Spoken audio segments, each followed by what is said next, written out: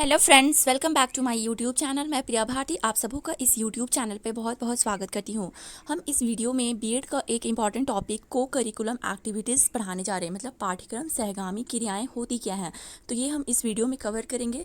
तो हम देखते हैं कि पाठ्यक्रम सहगामी क्रियाएँ क्या होती है। तो शिक्षा के साथ साथ खेल कूद, संगीत, कला, मनोरंजन, अभिनय, भ्रमण आदि जैसी क्रिया को पाठ्यक्रम सहगामी क्रियाएँ कहते हैं। मतलब जो पाठ्यक्रम सहगामी क्रियाएँ हैं उनको इंग्लिश में हम को करिकुलम एक्टिविटीज़ कहते हैं। इसका अर्थ होता है जैसे कि शिक्षा के साथ साथ मतलब एजुकेशन के साथ साथ मतलब एक्स्ट्रा एक्टिविटीज़, जैसे में खेल कूद हो गया, संगीत हो गया, कला, मनोरंजन, अभिनय, ये सब जो शिक्षा के साथ साथ जो हम लोग क्रिया करते हैं, ये सब एक्स्ट्रा एक्टिविटीज़ करते हैं, उसी को पाठ्यक्रम सहगामी क्रियाएं कहते हैं। तो इसका अर्थ हम अच्छे से समझते हैं। तो पाठ्यक्रम सहगामी क्रियाएं का अर्थ, तो सैकड़ों वर्ष पहले खेल कूद, मनोरंजन, संगीत, कला, अभिनय, भ्रमण आदि जैसे अतिरिक्त क्रियाएं, एक्स्ट्रा एक्टिविटीज़ या फिर एक्स्ट्रा करिकुलम एक्टिविटीज़ था, परंतु आज के आधुनिक समय में इन्हीं क्रियाओं को पाठ्यक्रम सहगामी क्रियाएं कहा जाने लगा है। आज इन क्रियाओं को पाठ्यक्रम का अभिन्न अंग माना जा रहा है, जिसे विद्यालय के पाठ्यक्रम के साथ शिक्षण प्रशिक्षण दिया जा रहा है। इसके द्वारा शारीरिक, मानसिक, सामाजिक व नैतिक विकास होता है। मतलब कि जो पाठ्यक्रम सहगामी क्रियाएं का जो अर्थ होता है, वो इसका अर्थ माना जाता है कि जो सैकड़ों साल पहले है वो खेल कूद या मनोरंजन या संगीत, अभिनय, ये सब को ना एक मतलब एक्टिविटीज़ माना जाता था, मतलब कि एक अतिरिक्त क्रियाएं मानी जाती थी। लेकिन आज के समय में इसी को करिकुलम एक्टिविटीज़ माना जाता है। तो आज इन क्रियाओं को पाठ्यक्रम का एक अभिन्न अंग माना जा रहा है, जिसे विद्यालय के पाठ्यक्रम के साथ शिक्षण प्रशिक्षण दिया जा रहा है। इसके द्वारा शारीरिक, मानसिक, सामाजिक व नैतिक विकास होता है। तो अब हम देखते हैं कि इसका क्या इम्पोर्टेंस है। इसका मतलब जो पाठ्यक्रम सहगामी क्रियाएं हैं, इनका क्या महत्व है, इनकी क्या उपयोगिता है। तो हम देखते हैं कि पहला, शारीरिक विकास में सहायक होती है। ये जो को करिकुलम एक्टिविटीज़ होता है वो शारीरिक विकास मतलब कि जो हमारे फिजिकल डेवलपमेंट में सहायक होता है। और दूसरा इसका इम्पोर्टेंस देखते हैं, तो देखते हैं कि मौखिक अभिव्यक्ति की योग्यता, भाषण, वाद विवाद, नाटक आदि क्रियाओं का विकास होता है। मतलब जो को करिकुलम एक्टिविटीज़ है, मतलब जो पाठ्य सहगामी क्रियाएं हैं, इनके द्वारा मौखिक अभिव्यक्ति की योग्यता का विकास होता है, भाषण देने का विकास होता है, वाद विवाद प्रतियोगिता का विकास होता है, नाटक आदि क्रियाओं को करने की क्षमता का विकास होता है। तो इसकी तीसरी विशेषता देखते हैं, तो नेतृत्व की क्षमता का विकास होता है। मतलब इससे नेतृत्व की क्षमता का विकास होता है। चौथा देखते हैं, सामाजिक अनुकूलन का पाठ पढ़ाती है। इनमें भाग लेने से भाईचारे, मित्रता, सेवा, प्रेम, सहयोग आदि की भावना विकसित होता है। हम इसकी पांचवीं विशेषता देखते हैं, तो नैतिक विकास एवं चारित्रिक गुणों का विकास होता है। मतलब जो पाठ्यक्रम सहगामी क्रियाएं, उससे बालकों का नैतिक विकास होता है, चारित्रिक गुणों का भी विकास होता है। इनके अगली विशेषता देखते हैं, तो चित्रकला, संगीत, फैंसी ड्रेसिंग, नृत्य, नाटक आदि क्रियाएं बच्चों में कलात्मक भावनाओं को विकसित करने में सहायक होती है। इनकी अगली विशेषता देखते हैं, तो सह पाठ्यक्रम गतिविधियां खेल, अभिनय, गायन, नृत्य, निबंध, लेखन, कविता, पाठ इत्यादि को प्रोत्साहित करता है।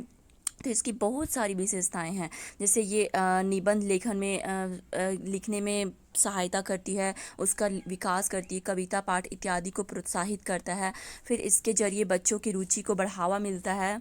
वाद विवाद के माध्यम से छात्र स्वतंत्र रूप से स्वयं को अभिव्यक्त कर पाता है। फिर खेल बच्चों को फिट और ऊर्जावान बनाने में मदद करता है। मतलब जो एक्स्ट्रा एक्टिविटीज़ है, उससे उसमें खेल कूद भी शामिल है, तो उसको करने से बच्चों में ऊर्जावान आता है, उन्हें फिट बनाता है, शारीरिक रूप से भी मानसिक रूप से भी उन्हें फिट बनाता है।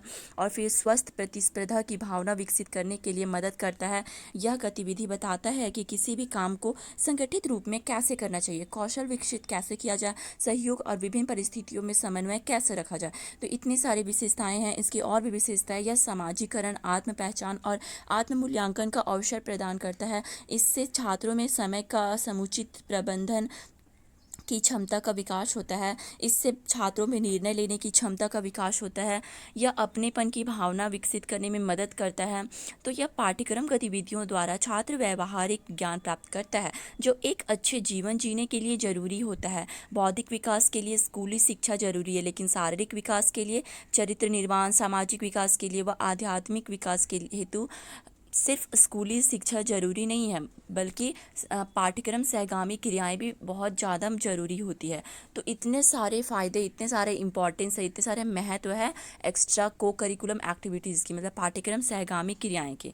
तो अब हम यहाँ पे एक बार फिर से देखते हैं सह पाठ्यक्रम गतिविधियाँ क्या क्या है। को करिकुलम एक्टिविटीज़ तो एक ऐसा पाठ्यक्रम है जो मुख्य पाठ्यक्रम के पूरक के रूप में काम करता है। यह पाठ्यक्रम का बहुत ही महत्वपूर्ण हिस्सा है जो छात्रों के व्यक्तित्व का विकास करने के साथ ही स्कूली शिक्षा को मजबूत करने में सहायक है।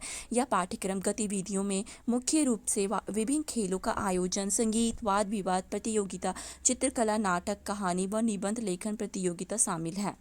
तो इतने सारे एक्स्ट्रा को करिकुलम एक्टिविटीज़ को शिक्षा के साथ मिलाया जाता है, इसे ही सहगामी पाठ्यक्रम कहते हैं या फिर इसे ही पाठ्यक्रम सहगामी क्रियाएं कहते हैं। अब हम देखते हैं सह पाठ्यक्रम गतिविधियों को एक एग्जाम्पल से समझते हैं, उसका एक उदाहरण देते हैं। तो खेल, संगीत, बहस, कला, नाटक, बहस और चर्चा, भाषण प्रतियोगिता, कहानी लेखन प्रतियोगिता, निबंध लेखन प्रतियोगिता, कला शिल्प प्रतियोगिता, सजावट, स्कूल पत्रिका में लेख, लोक संगीत, लोक नृत्य, स्कूल सजावट, मूर्ति निर्माण, खिलौने बनाना इत्यादि, ये सभी एक्स्ट्रा को करिकुलम एक्टिविटीज़ हैं, मतलब कि सह पाठ्यक्रम गतिविधियां हैं। ये सब मतलब उसके एग्जाम्पल्स हैं। अब हम देखते हैं पाठ्यक्रम गतिविधियों के आयोजन में शिक्षक की क्या भूमिका होती है, मतलब टीचर्स कैसे अपना रोल ये करते हैं, अदा करते हैं। तो देखते हैं, तो पहला देखते हैं, तो शिक्षक को एक अच्छा योजनाकार होना चाहिए ताकि विभिन्न गतिविधियों को व्यवस्थित ढंग से पूरा किया जा सके। मतलब जो एक शिक्षक है उन्हें एक अच्छे योजनाकार के रूप में होना चाहिए ताकि वे अलग अलग गतिविधियों को व्यवस्थित ढंग से, एक अच्छे ढंग से, सुचारू रूप से पूरा कर सकें। दूसरी भूमिका देखते हैं शिक्षक की। तो शिक्षक का कर्तव्य होना चाहिए कि वह पाठ्यक्रम गतिविधियों प्रदर्शन करते हुए बच्चों को अधिक से अधिक अवसर दें। तीसरी भूमिका देखते हैं, तो शिक्षक को एक अच्छा आयोजक होना चाहिए ताकि छात्रों को इसके बारे में अधिक से अधिक फ़ायदा उठा सकें। तो ये 3 भूमिका अदा करते हैं, रोल प्ले करते हैं ये टीचर्स लोग। अब हम देखते हैं पाठ्यक्रम सहगामी क्रियाएं के क्या मतलब कितने प्रकार हैं, टाइप्स ऑफ को करिकुलम एक्टिविटीज़। तो इसके बहुत सारे प्रकार हैं, जिसमें से पहला शारीरिक क्रियाएं, फिजिकल एक्टिविटीज़। दूसरा है शैक्षणिक एवं साहित्यिक क्रियाएं, लिटरेसी एंड एकेडमिक एक्टिविटीज़। तीसरा है सांस्कृतिक क्रियाएं, कल्चरल एक्टिविटीज़। और चौथा है नागरिक प्रशिक्षण संबंधी क्रियाएं, सिविक्स ट्रेनिंग एक्टिविटीज़। पांचवा अवकाश काल की क्रियाएं, एक्टिविटीज़ फॉर लीजर टाइम। और छठा है उत्पादक क्रियाएं, प्रोडक्टिव एक्टिविटीज़। तो हम इन सबको एक एक करके देखते हैं। तो सबसे पहला था शारीरिक क्रियाएं, फिजिकल एक्टिविटीज़। तो विभिन्न खेल जैसे football, cricket, hockey, kabaddi, kho kho, badminton, table tennis इत्यादि, ये सब शारीरिक क्रियाएं में आ जाती है। जैसे कि पाठ्यक्रम सहगामी क्रियाएं में बहुत सारे हैं, जैसे खेलकूद, संगीत, भाषण देना, लेखन कला। तो इसमें जो पहला है वो शारीरिक क्रियाएं। तो शारीरिक क्रिया के अंतर्गत खेलकूद आ गया। तो खेलकूद में जैसे football, cricket, hockey, kabaddi, badminton, table tennis इत्यादि, ये सब खेल के अंतर्गत आते हैं। अब हम इसकी दूसरी प्रकार देखते हैं, पाठ्यक्रम सहगामी क्रियाओं की दूसरी प्रकार को देखें तो शैक्षणिक एवं साहित्यिक क्रिया, लिटरेसी एंड एकेडमिक एक्टिविटीज़। तो लेखन इसके अंतर्गत आ जाता है। लेखन प्रतियोगिता मतलब इसे कंपटीशन, या फिर वाद विवाद प्रतियोगिता, डिबेट कंपटीशन, या फिर गोष्ठी मतलब हो गया सेमिनार। और फिर इसमें यह भी आ जाता है कि नाटकीकरण, ड्रामेटिसाइजेशन। तो इतने सारे ये शैक्षणिक एवं साहित्यिक क्रियाएं के अंतर्गत आती हैं। अब इसकी तीसरी प्रकार को देखते हैं, तो सांस्कृतिक क्रियाएं, कल्चरल एक्टिविटीज़। तो इस सांस्कृतिक क्रियाएं में से चित्रकला आ गया, नाटक आ गया, ड्राइंग एंड पेंटिंग वगैरह, ये सब सांस्कृतिक क्रियाएं के अंतर्गत आएगी। विभिन्न उत्सवों, जयंतियों आदि का आयोजन आ गया, तो ये सब कल्चरल एक्टिविटीज़ के अंतर्गत आएगा। इसका चौथा प्रकार देखते हैं, नागरिक प्रशिक्षण संबंधी क्रियाएं, सिविक्स ट्रेनिंग एक्टिविटीज़। तो हम इसके अंतर्गत देखते हैं कि विद्यालय के विभिन्न उत्सवों का आयोजन कैसे किया जाए, जैसे वार्षिक उत्सव, पुरस्कार वितरण, तो ये इसके अंतर्गत आएगा। अभिभावक दिवस, विदाई समारोह आदि, ये सब इसके अंतर्गत आया। फिर इसमें और भी है सामाजिक, धार्मिक एवं राष्ट्रीय उत्सवों का आयोजन, ये सब नागरिक प्रशिक्षण संबंधी क्रियाएं के अंतर्गत आएंगी। फिर नागरिक संस्थाओं का भ्रमण, जैसे नगर पालिका, ग्राम पंचायत, जिला परिषद, विधानसभा आदि का भ्रमण, ये सब नागरिक प्रशिक्षण संबंधी क्रियाएं के अंतर्गत आएगी।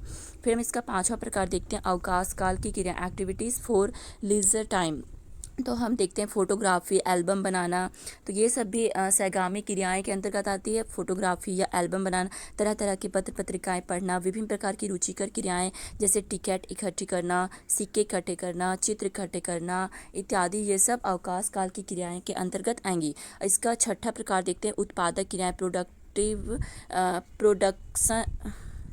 Productive activities. तो इसके अंतर्गत आ गया बुनाई, कढ़ाई, सिलाई, खिलौने, मिट्टी का मॉडल बनाना, जिल्द बनाना इत्यादि, ये सब उत्पादक क्रियाएं के अंतर्गत आ गया। मतलब कि इतने सारे टाइप्स है, पाठ्यक्रम सहगामी क्रियाओं के बहुत सारे टाइप्स है, सब में ये चीज़ें आती है। तो ये आप अच्छे से समझ गए होंगे। तो आप इसे एक अच्छे नोट्स के भी रूप में बना सकते हैं। तो आई होप आपको ये वीडियो अच्छी लगी हो। इसके अंतर्गत हमने पढ़ा कि पाठ्यक्रम सहगामी क्रियाएं होती क्या है, उसके डेफिनेशंस देखे, उसके विशेषताएं देखें, उसका महत्व देखें, फिर उसके टाइप्स देखें। तो अगर आपको वीडियो अच्छी लगी तो प्लीज़ लाइक शेयर करें और सब्सक्राइब करना ना भूलें, और ताकि हमारे आने वाले नोटिफिकेशन की जानकारी आपको सबसे पहले मिले। Thank you so much friend, मिलते हैं अगले वीडियो में।